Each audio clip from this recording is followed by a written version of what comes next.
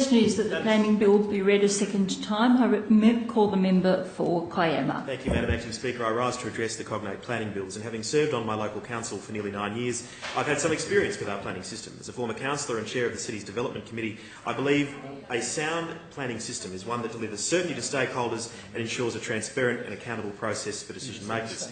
It also must be one, Madam Acting Speaker, that delivers trust and confidence to the community that it seeks to serve, something that has been sadly lacking in the planning system for quite some time.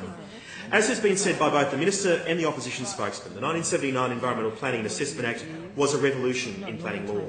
Whilst there was malcontents when the 1979 Act was introduced, just as there are those not satisfied with the bill today, I believe this proposal contains some significant improvements from past practices. Indeed, this bill has come about through the appointment of both Ron Dyer and Tim Moore, both former politicians on different sides of politics, to devise a plan to charter a fresh and new planning course for our state. Whilst I accept that the opposition will oppose this bill, I do not accept their reasons for doing so.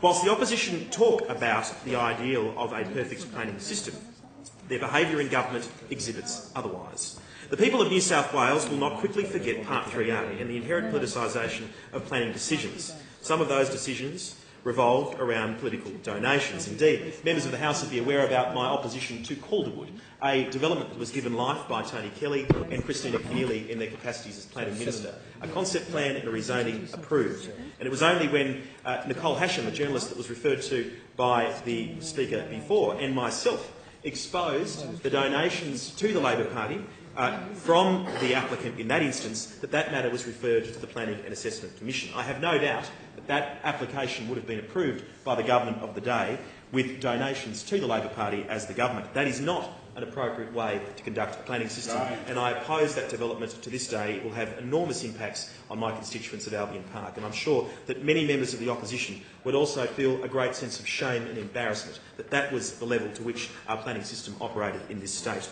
Labor's opposition to this bill today is all about political strategy rather than planning outcomes. Even the most independent of observer cannot ignore the levels of unprecedented consultation that has driven this bill. From an initial consultation round to the traditional Westminster Green and White Paper approaches. When the Coalition went to the last election, we made a pledge and a promise to return planning powers back to local communities. The new planning system returns planning powers to local councils and the community, with councils being able to modify statewide codes. Councils to determine where code accessible development will apply outside growth areas, scrapping the 80% target for streamlined assessment, and councils to have a majority representation on the new sub-regional planning boards. The legislation provides the right balance between economic, environment and social considerations. The bill provides for a triple bottom line approach in the preparation of strategic plans and the assessment of development applications. This means that social issues, such as people needing different types of housing, will be taken into consideration in the planning system, as well as the environment and economic factors. Strategic compatibility certificates have been changed as a result of submissions and consultation. All applications will require mandatory public exhibition and consultation with councils. Regional planning panels will determine strategic compatibility certificates if a council objects, or there are more than 25 objections from the community. The safeguard against speculative development applications must be made within 12 months of a strategic compatibility certificate being issued, rather than 2 years, and construction must start within 2 years or development consent expires. I must say, when I read the original draft of the bill, I held numerous concerns, and I sincerely thank the Minister for listening to the issues that I and other members of the government had raised, including the member for Pittwater. One of those issues related to the submission from the Independent Commission Against Corruption, and I'm pleased that the government has amended our original proposal to reduce discretion in decision-making and provide greater clarity, particularly for complying with code-accessible development. We've changed the bill to expand the system of independent decision-making panels and to maintain existing appeal rights. My second concern related to code-accessible development, and I'm pleased the Minister has made changes to the government's original proposal. In growth areas where codes apply, the bill provides that local communities will be fully consulted in preparing the proposals to be in the draft code. Councils or the Department of Planning and Infrastructure will also have to prepare a neighbourhood impact statement, similar to the environmental impact statement, to assess the impact of a development application. It is clear from the extensive consultation with the community, local government, planning professionals, industry and business that we need a planning system that meets our needs now and into the future. Such independent stakeholders as Keith Rhodes, the President of the local government, New South Wales, have appreciated the fact that there cannot be this ongoing divide between the planning system and the practitioners in local government that deal with the overwhelming majority of development applications in this state. There was support in submissions for many of the key directions of the new planning system, including the emphasis on strategic planning, community participation in strategic planning, a simpler and more transparent development assessment process and a clear framework that ensures infrastructure is provided alongside growth. This was reinforced in the deliberative panels of community members who advised the government they support moving to focus to strategic planning, introducing the community participation charter, introducing code assessment and implementing e-planning.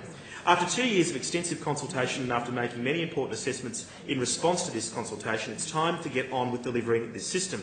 These bills will mean that community members will have much more of a say in planning decisions that affect them.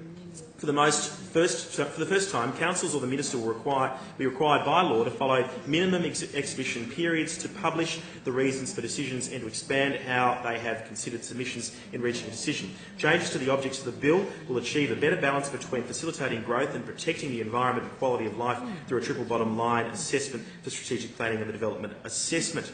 All existing environmental protection zones will be transferred into the new system through the new local plans. All existing heritage items and heritage conservation areas will continue to be protected as they are now, including historical, cultural and Aboriginal heritage. New environmental and heritage New South Wales planning policy will be prepared to further protect heritage items and sensitive environmental areas. The Heritage Council's recommendations on development applications must be followed. Existing residential zones will transfer across to new local plans. In a significant departure from the EP&A Act and other environmental protection legislation, the planning bill does receive the currently accepted definition of ecologically sustainable development and, in particular, the principles of ESD such as intergenerational equity and the precautionary principle. Considerable jurisprudence has grown up in recent years around these principles and how they are to be applied in the development assessment process. It remains to be seen whether that jurisprudence will continue to be relevant having regard to the manner in which the concept of sustainable development has been defined. In essence, ESD has now been simplified to the concept of sustainable development. That concept is expressed in the context of the objects of the Act as being achieved by the, quote, integration of economic, environmental and social considerations having regard to the present and future needs in decision-making about planning and development, end quote.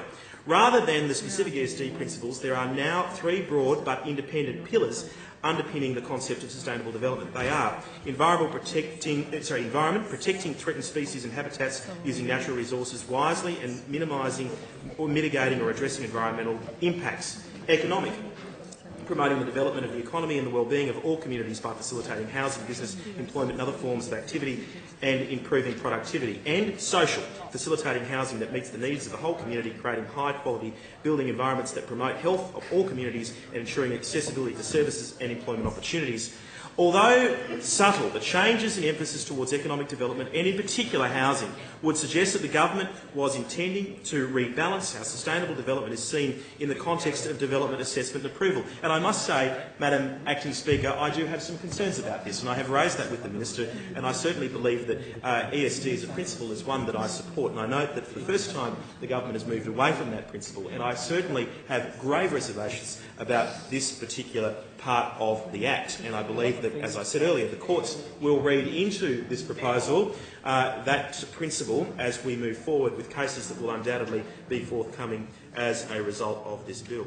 I believe that there have been a great deal of discussion around this legislation. I commend the Minister for having done so, but I do believe that its greatest test will be if this system is ever implemented. So much of what we see in debate in this House is on paper and in language and in briefings, but you don't realise the true impact until this system is implemented and it is functioning. And I certainly hope that the system that is proposed realises the goals and objectives that the government and the Minister have outlined. I do not wish to return to a time when we saw a planning system which was all about donations for deals, a planning system that was cumbersome, a planning system that was, amongst other things, incredibly confusing. And as the member for Pittwater said, you cannot have consistency, you cannot have certainty, and you cannot have the community's trust and confidence in a planning system that deals with the built environment if these things are not current and certain.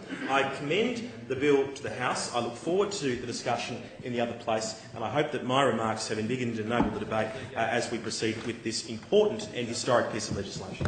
Before I call the next speaker, there's been too much noise happening around this chamber. If you have a conversation to make, please take it outside of the chamber. I didn't want to interrupt the member for Kiama because he was on a roll, but you really do need to keep quiet and take your conversations outside of the chamber, please. The question is